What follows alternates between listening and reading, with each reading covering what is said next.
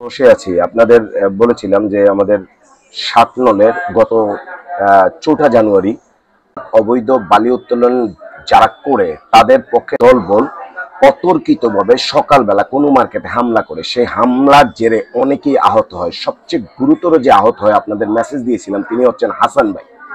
তিনি এতটাই আহত হন, এতটাই রক্তাক্ত হন, ওই সময় তিনি অজ্ঞান হয়ে যায় এবং এই আহতর ফলে তার এই পাঁজরের ৮ নাম্বার যে হাড়টা রয়েছে সে হাড়টা ভেঙে গেছে এবং হাড়টা ভেঙে তার অংশ ফুসফুস ছিদ্র করে ফেলে, যার কারণে ফুসফুসে যে হাওয়াটা আপনি আমি শ্বাস নেওয়ার জন্য যে হাওয়াটা নির্গত হয় এবং প্রবেশ করে সেই হাওয়াটার কাজ বন্ধ হয়ে গেছে এবং অলরেডি চামড়ায় চলে আসে, এখানে হাড় ধরা যায় না। পিছনে দুটি আঘাত আছে, আমি আপনাদের সেটি দেখাবো।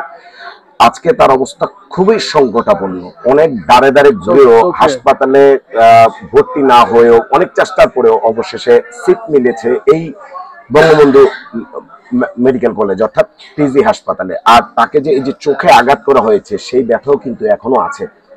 মতলববাসীকে জানাতে চাই, আর কত আপনারা চুপ থাকবেন? এখন আপনাদের সুসময়। যারা নেতৃত্ব দিচ্ছেন, যারা জনগণকে সাথে নিয়ে এই মতলবের একটা উন্নয়নের রূপকল্প হিসেবে তৈরি করতে চাচ্ছেন, তাদের বলছি কিভাবে তৈরি করবেন? এখন তো মতলবই নিয়ে যাচ্ছে কেউ।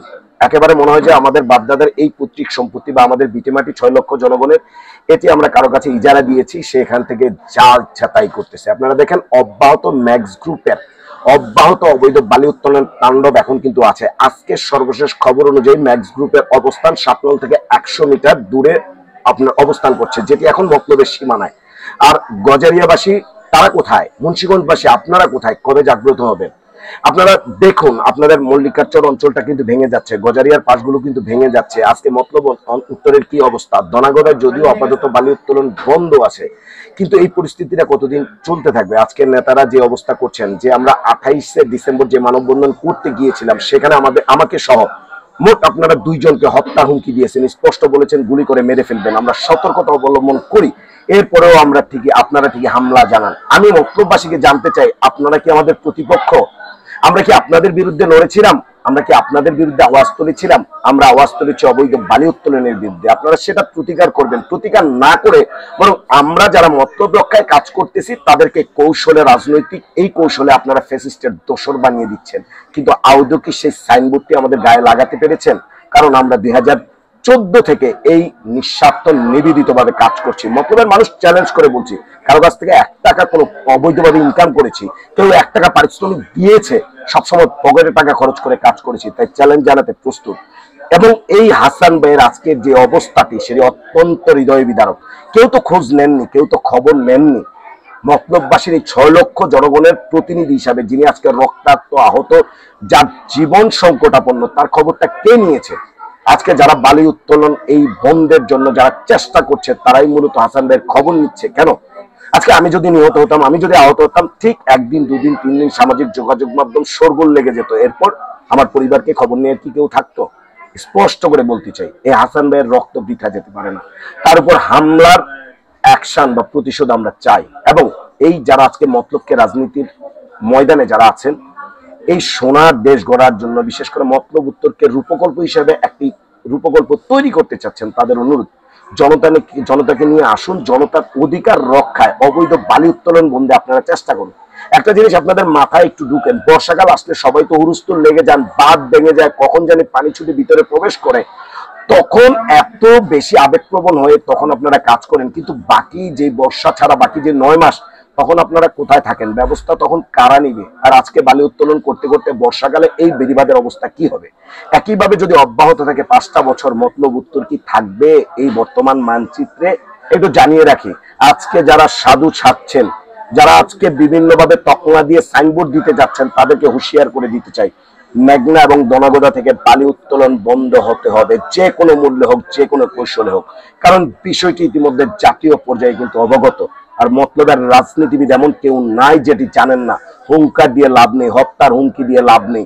আমরা আমাদের কৌশলগতভাবে আন্দোলন চালিয়ে যাব যতদিন পর্যন্ত মেঘনা এবং দনাগোদা নদীতে অবৈধ বালি উত্তোলন বন্ধ না হয়। এবং এটি শুধুমাত্র মতলবের মাটি, মা ও মানুষের নিরাপত্তার রক্ষায় আমাদের আন্দোলন থাকবে। আপনারা আজকে বালি উত্তোলন বন্ধ করুন, কালকে থেকে আমরা প্রতিবাদ করব না, আপনাদের এই নিয়ে আলোচনাই করব না। আপনাদের সোনা মানুষ হিসেবে আমরা মনে রাখবো, ইতিহাসে স্বর্ণাক্ষরে লিখে রাখবো এই মতলবের জন্য আপনারা যদি এ ধরনের পদক্ষেপ নেন। প্রতিবাদ তো অনেক ধরনের হয়, যখন ঘুম থেকে উঠে বালি উত্তোলনকারীরা কোটি কোটি টাকা ঘুমের মানে নাস্তা করার আগে টেবিলে যখন পেয়ে যায়, তখন এই অন্যায়টাকে তারা কেনই করবে না, কেনই করতে চাইবে না, তাই প্রতিরোধ তো আমাদের করতে চায়। অন্যায়ের প্রতিবাদের অনেকগুলো ধরন থাকে। আপনি চিন্তা করুন, যেখানে পুঁজি ছাড়া যার রুজি আছে সেই জায়গাটি কেই বা বন্ধ করতে চায়। আর আজকে হুরুস্থল শোরগোল লেগে গেছে মতলব উত্তরে। প্রত্যাশা করবে হাসান ভাইয়ের জন্য একটু সবাই দোয়া করবেন। আপডেট আমি নিয়মিত দিতে থাকবো। আজকে তার অবস্থা অত্যন্ত সংকটাপন্ন। প্রত্যাশা করবো আপনাদের দোয়া ভালোবাসায়, এবং আজকে যারা এই নিবেদিত হয়ে অবৈধ বালি উত্তোলনের বিরুদ্ধে কাজ করছে, আমরা প্রত্যাশা করবো আপনারা আরো সজাগ হবেন, আরো জেগে উঠবেন, এবং এই মতলব উত্তরের যারা বিশেষ করে বালিকে এই জায়গা থেকে পুনরুদ্ধার করে মতলবকে রক্ষা করবেন। বন্ধ হতে হবে চিরতরে ধনাগোদা এবং মেঘনায় অবৈধ বালি উত্তোলন। আমি হাসান ভাইকে একটু নেব। হাসান ভাই, আপনি বর্তমান শারীরিক অবস্থাটা কেমন? শারীরিক অবস্থা খুবই খারাপ। আপনি এই যে আহত হইলেন, পাঁজর ভেঙে গেছে এবং অনেক বেশি হতাহত হচ্ছে, নিশ্চয়ই আপনার মনটা ভেঙে গেছে।